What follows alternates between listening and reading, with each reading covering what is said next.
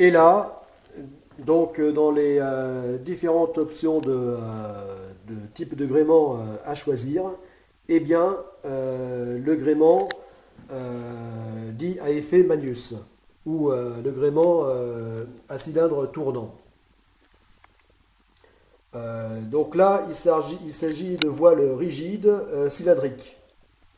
Des voiles qui sont autres que d'immenses cylindres pivotant, enfin de cylindres rotor, de cylindres tournants.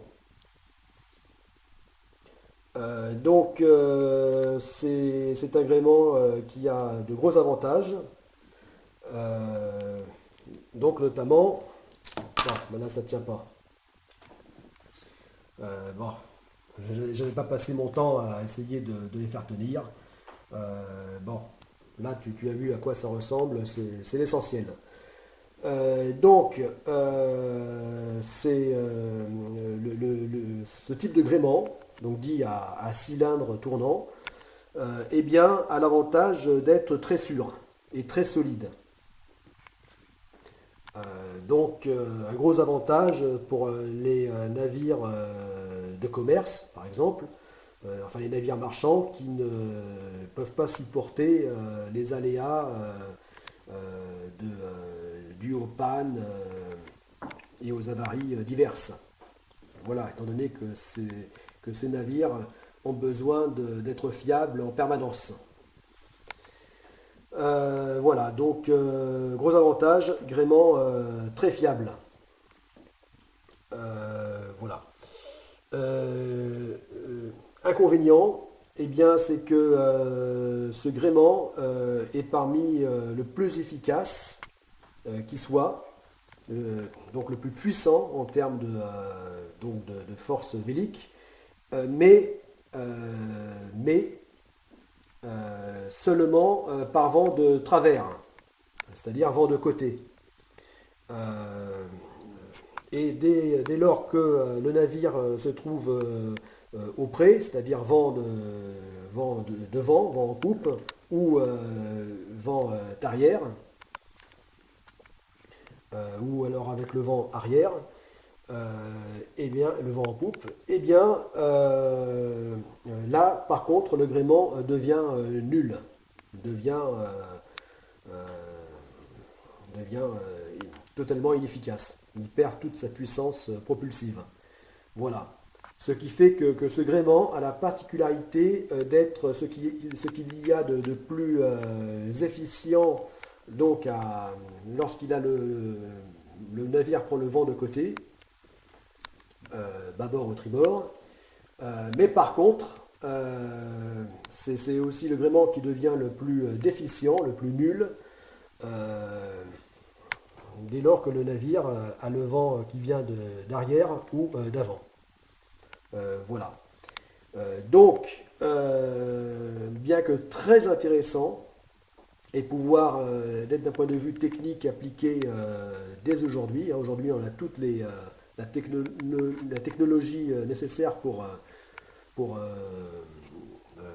réaliser ce type de gréement, même sur les plus grands navires. Eh bien, ce gréement ne convenait pas au projet Godessarc où les deux grands navires Godessarc Ambulocetus et Godessarc Mayacetus doivent être de véritables voiliers et pouvoir naviguer à la voile quelles que soient les conditions d'orientation du vent. Voilà la raison pour laquelle je n'ai pas retenu ce type de gréement. Voilà, pourtant qui avait l'avantage d'être le plus fiable, mais pas de faire de véritable voilier. Voilà, au sens puissance, enfin navigation à la voile, première, premier mode de propulsion. Voilà. Alors ça, c'est un type de gréement qui convient parfaitement aux navires très lourds, aux navires qui sont même les plus lourds, tels que les cargos. voilà, qui pourraient très bien convenir aux porte-containers, super-tankers et minéraliers, enfin aux navires les plus massifs. Voilà. Voilà. Mais des navires qui ne peuvent pas être, qui ne sont pas de véritables voiliers. C'est-à-dire que le gréement à effet Manus ou gréement cylindre tournant donc convient à une assistance à la propulsion mécanique au moteur. Voilà, peuvent faire une très bonne assistance. En fait, pour des navires mixtes qui seraient tant à propulsion mécanique qu'à voile. Voilà. Mais ne convient pas pour des navires qui ont vocation à être à pouvoir être de purs voiliers. Voilà.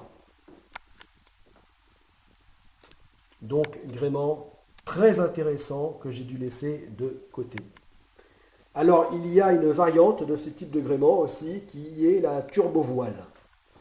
Alors donc la turbovoile exploite le même principe que l'effet Manus, sauf que tout en restant un cylindre creux, un immense cylindre par rapport à la taille du navire, eh bien, elle ne tourne pas. Voilà.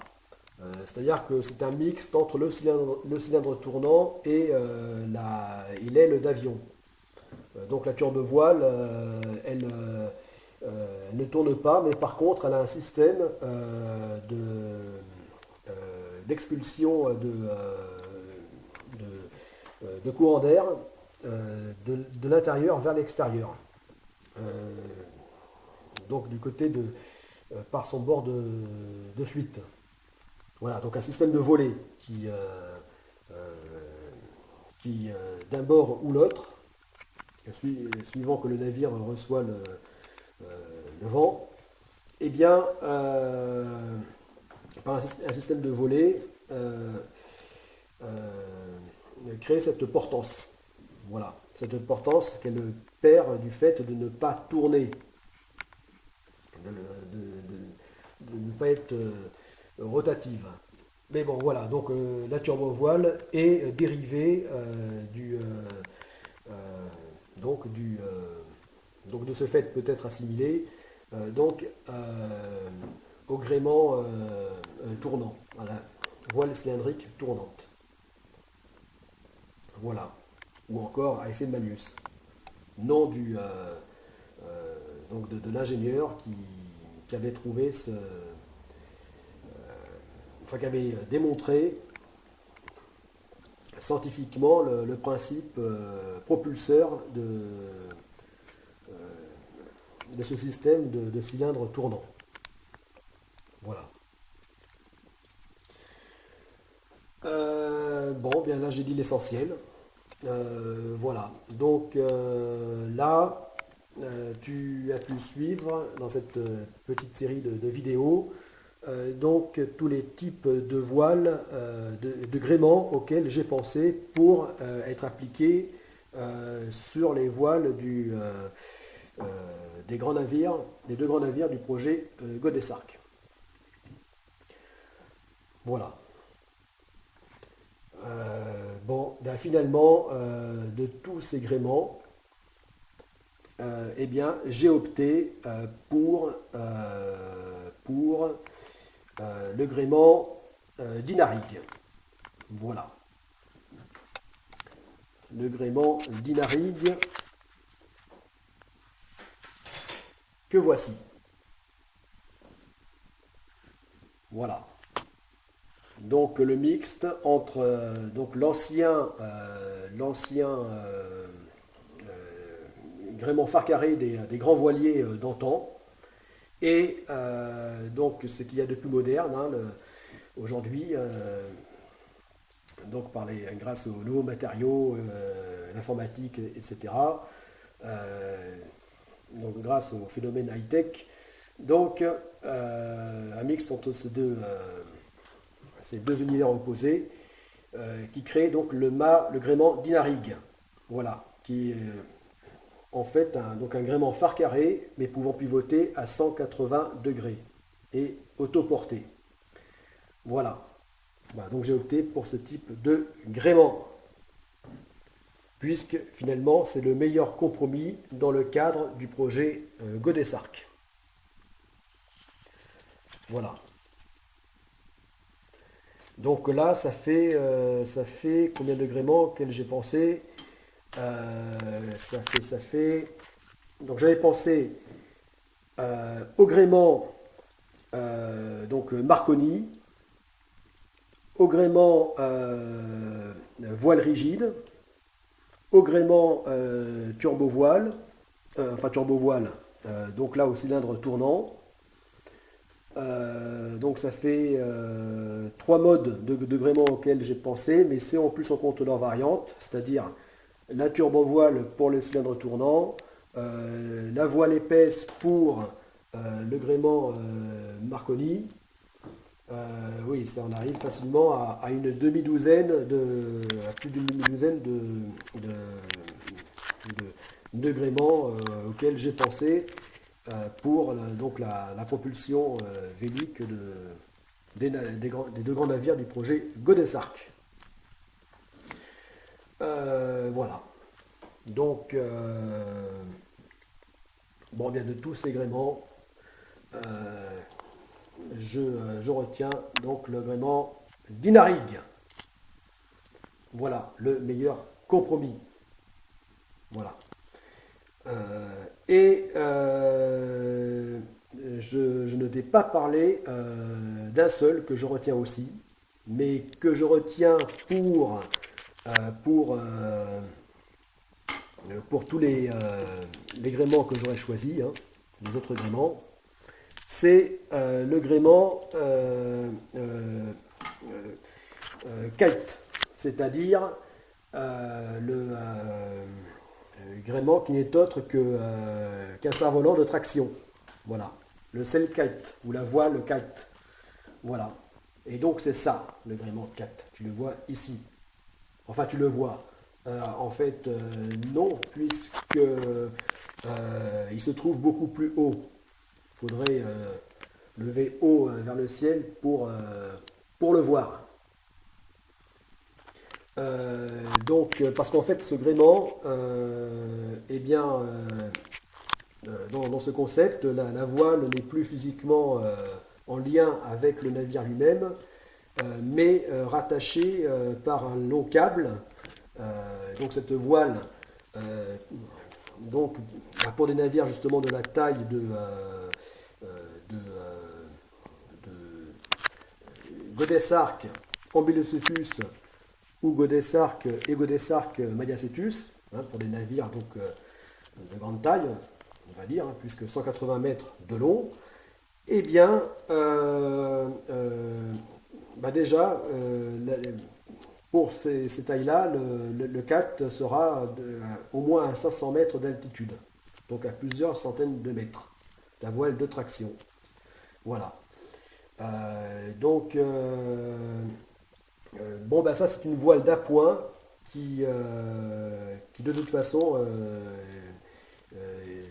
j'ai opté donc pour les GA Ambulocetus et GA Mayacetus.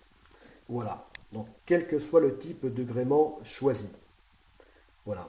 Parce que ces voiles, voilà, c'est ça. C'est ici, là, c'est ça le kite. Voilà. La voile kite. Voilà. Donc là, rattaché par un câble au navire. Donc, bien qu'étant donc une force propulsive,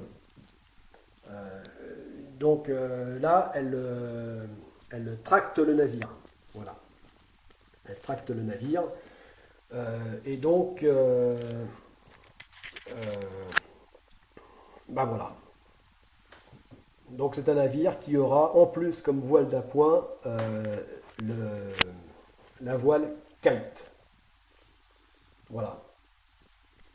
Bon, ben là, je suis obligé d'arrêter brusquement la vidéo parce qu'elle va dépasser le quart d'heure.